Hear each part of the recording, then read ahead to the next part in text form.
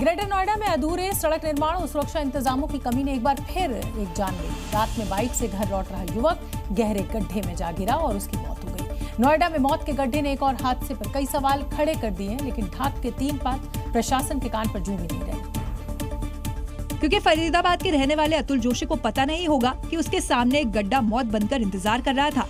हादसा तब हुआ जब वो देर रात बाइक से घर लौट रहे थे। फिर मंझावले पुल के रास्ते ग्रेटर नोएडा की तरफ जाते समय उनकी बाइक अचानक एक गहरे गड्ढे में जा गिरी। तस्वीरों में दिखाई दे रहा है कि सड़क का निर्माण कार्य अधूरा है, कोई चेतावनी बोर्ड नहीं है और न ही बैरिकेडिंग है।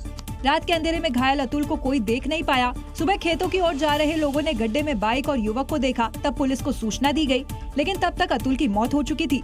ये पहली घटना नहीं है। इससे पहले 17 जनवरी को भी एक सॉफ्टवेयर इंजीनियर युवराज मेहता की गड्ढे में गिरने से मौत हो चुकी है। इसलिए सवाल कई है।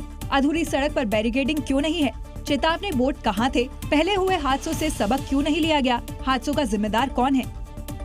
जम्मू कश्मीर के राजौरी में बारिश के बीच भूस्खलन की घटनाएं तो हो ही रही हैं। एक बड़े हिस्से में भूधसाव की घटना के बाद से दहशत फैल गई है और इसकी चपेट में आने से इलाके में मौजूद कई मकानों में दरार दिख रही है और इसके बाद इलाके में अनजाना सा खौफ भी पसर गया है।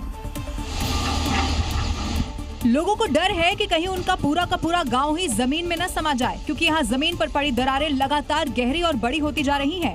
मकान उनकी जद में आकर टूट रहे हैं, बिखर रहे हैं और मलबे में तब्दील हो रहे हैं। रेजिडेंशियल और बेसिक लाइवलीहुड जो है ना वो डैमेज हो गया पूरा। तो एग्रीकल्चर लैंड भी जो है ना जहाँ तक नजर जा रही है पूरी जो है ना डैमेज हो चुका है। प्रशासनिक टीम इलाके का दौरा कर स्थिति की जानकारी जुटा रही है और दरारों को पाटने की कोशिश भी कर रही है, लेकिन हर आने वाले दिन के साथ कोई न कोई मकान या दुकान का हिस्सा मलबा बनता जा रहा है। यहाँ पर त्रासदी का वो मंजर यहाँ पर पिछले कुछ दिनों से लोग देख रहे हैं, जिससे कहीं ना कहीं ये भयावह तस्वीरें जो है वो अपने आप में नजर आती हैं। आप ये देख सकते हैं कि किस तरह से मकान जो है वो इसकी जद में आया है। अब डरे सहमे लोग घर के बाहर सोने लगे हैं और पलायन की भी सोचने लगे हैं।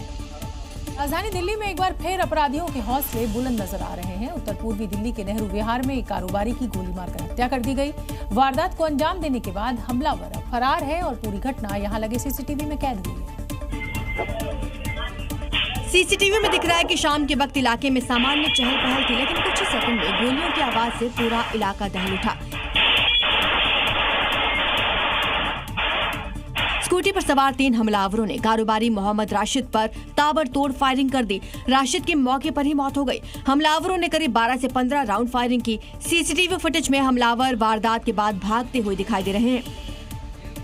राशिद के परिजनों का आरोप है कि राशिद से लंबे समय से रंगदारी मांगी जा रही थी। पुलिस के मुताबिक कुख्यात बदमाश राजा मेवाती राशिद से रंगदारी मांग रहा था। हालांकि 26 मई को डॉन की हत्या हो चुकी है। ऐसे में पुलिस को आशंका है कि राशिद की हत्या के पीछे उसके गिरोह का हाथ हो सकता है।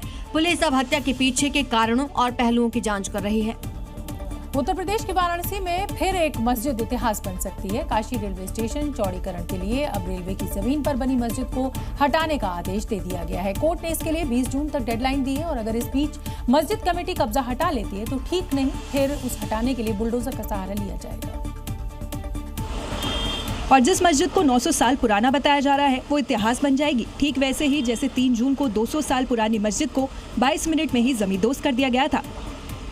और अब मस्जिद पर डेडलाइन का नोटिस लगा दिया गया है, जिसमें 20 जून की तारीख दी गई है। रेलवे और मस्जिद इंतजामिया के बीच कानूनी विवाद था, जिस पर कोर्ट ने रेलवे के पक्ष में फैसला दिया था। अब नोटिस का मस्जिद इंतजाम कमेटी ने विरोध किया है। इंतजामिया कमेटी की तरफ से भी यहाँ पर नोटिस चस्पा कर दी गई है और उसमें लिखा है कि रेलवे प्रशासन की नोटिस भ्रामक है और नगर की कानून व्यवस्था बिगाड़ने की कोशिश की गई है।